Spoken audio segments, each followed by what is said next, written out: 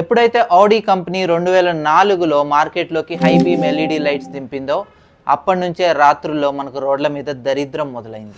వెహికల్స్లో ఈ LED headlights better vision కోసమే అని ఆటోమోటివ్ కంపెనీస్ చెప్తూ ఉన్నా అది కేవలం స్టైల్ కోసమే అని మనందరికీ తెలుసు. ఎన్నో researchers, example French health authority వంటివి కూడా ఈ హై బీమ్ ఎల్ఈడి లైట్స్ వల్ల మన ఐ రెటీనా దెబ్బతింటుందని తేల్చి చెప్పింది. ఇక్కడ మరొక ఇంట్రెస్టింగ్ విషయం ఏంటంటే 2004 వరకు కూడా హై బీమ్ ఎల్ఈడి లైట్స్ని వ్యతిరేకించినటువంటి ARAI, automotive research association of India, సడన్గా 2004లో యూరోపియన్ కంప్లైంట్స్ లాస్ను అడాప్ట్ చేసుకోవడంతో మన Indian motor vehicle act LED లైట్స్కి గ్రీన్ సిగ్నల్ ఇచ్చింది. అంతే కదా, కార్పొరేట్ కంపెనీస్ తలుచుకుంటే లాస్ని మార్చేయదు.